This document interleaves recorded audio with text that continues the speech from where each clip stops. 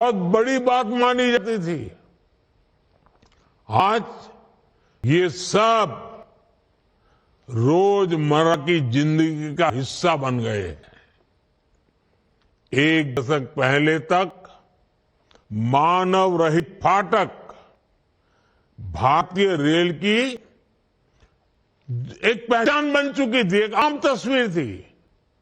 आज overbridge, underbridge से वे रोकटोक और दुर्घटना रहित आवाजाही सुनिश्चित हुई है। एक दशक पहले तक लोगों को लगता था कि एयरपोर्ट जैसी आधुनिक सुविधाएं सिर्फ पैसे वाले लोगों के ही भाग्य में हैं।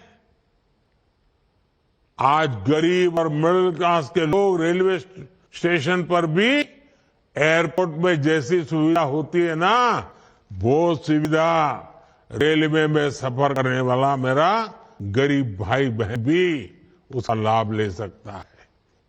साथियों, दशकों तक रेलवे को हमारे यहाँ की स्वार्थ भरी राजनीति का शिकार होना पड़ा, लेकिन अब भारतीय रेलवे देशवासियों के लिए ईज ऑफ ट्रैवल का मुख्य आधार बन रही है। जिस रेलवे के हमेशा घाट में होने का रोना रोया जाता था, आज वो रेलवे परिवर्तन के सबसे बड़े दौर से गुजर रही है।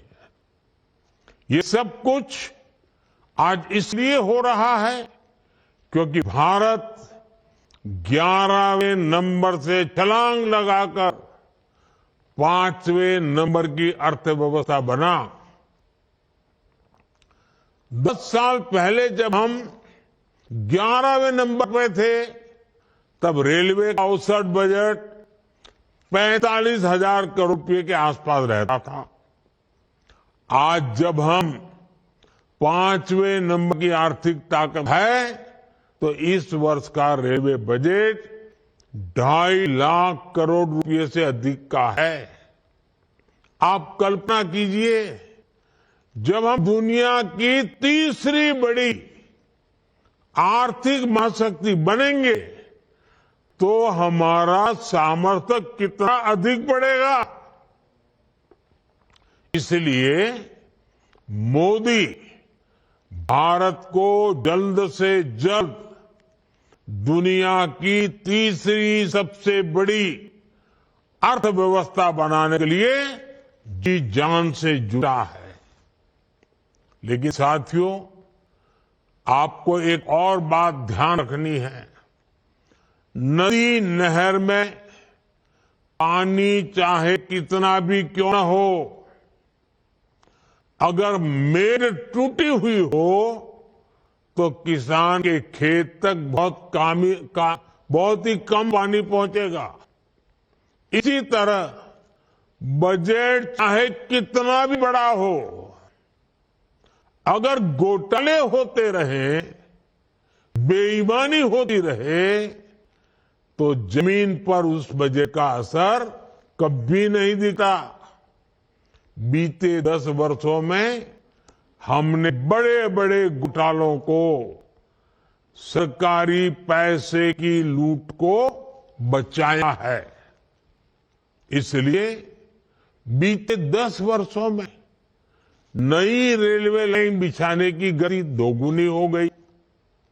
आज जम्मू कश्मीर से लेकर नॉर्थ ईस्ट तक ऐसे स्थानों तक भी भारतीय रेल पहुंच रही है जहां लोगों ने कभी कल्पना भी नहीं की थी। ईमानदारी से काम हुआ, तभी 2,500 किलोमीटर से अधिक डेडिकेटेड फ्रेट कॉरिडोर का काम हुआ है। यानी आपने टैक्स के रूप में, टिकट के रूप में जो पैसा दिया, उसकी पाई पाई आज रेल यात्रियों के हित में ही लग रही है। हर रेल टिकट पर भारत सरकार करीब करीब 50% डिस्काउंट देती है। साथियों, जैसे बैंक में जमा पैसे पर ब्याज मिलता है, वैसे ही इंफ्रास्ट्रक्चर पर लगी हर पाई से कमाई के नए साधन बनते हैं, नए रोजगार बनते हैं। जब नई रेल लाइन बिछती है तो मजदूर से लेकर इंजीनियर तक अनेक लोगों को रोजगार मिलता है।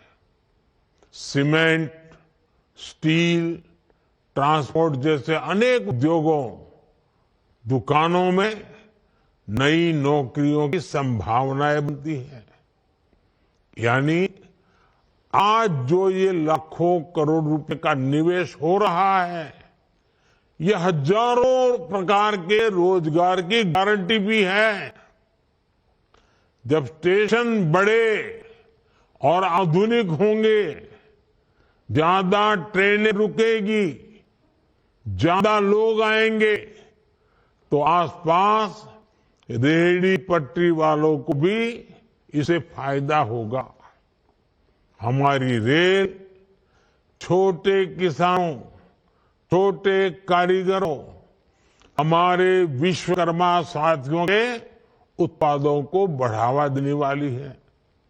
इसके लिए वन स्टेशन वन प्रोडक्ट योजना के तहत स्टेशन पर विशेष दुकानें बनाई गई है।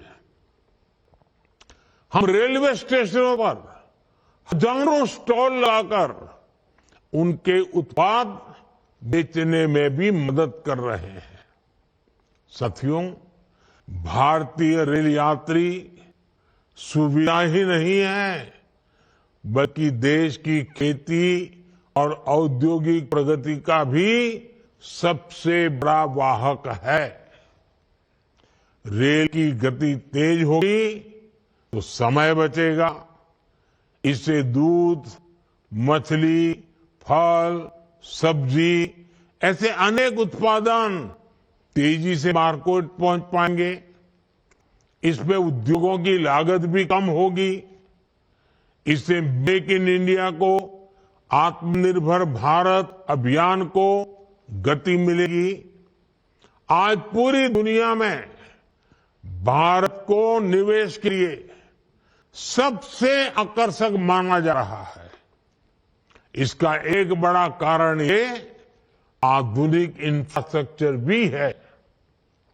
आने वाले 5 वर्षों में जब ये हजारों स्टेशन आधुनिक हो जाएंगे, भारतीय रेल की क्षमता बढ़ जाएगी, तो निवेश की एक और बहुत बड़ी क्रांति आएगी।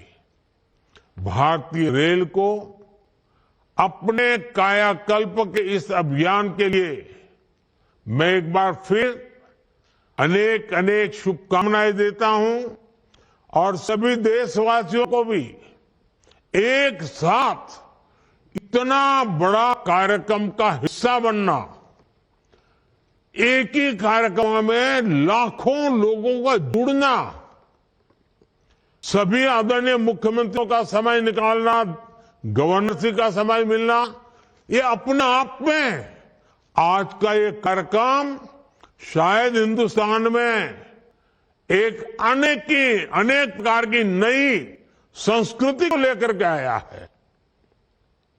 मैं मानता हूं ये रचना बहुत ही उत्तम प्रकार की आपके कार्यक्रम में रचना बनी है। आगे भी हम इसी प्रकार से समय का सर्वाधिक अच्छा उपयोग करते हुए विकास की गति को एक साथ चारों दिशाओं में तेजी लाएंगे। ये आज हमने देख लिया है। आपको भी मेरी बहुत बहुत शुभकामनाएं। बहुत बहुत धन्यवाद।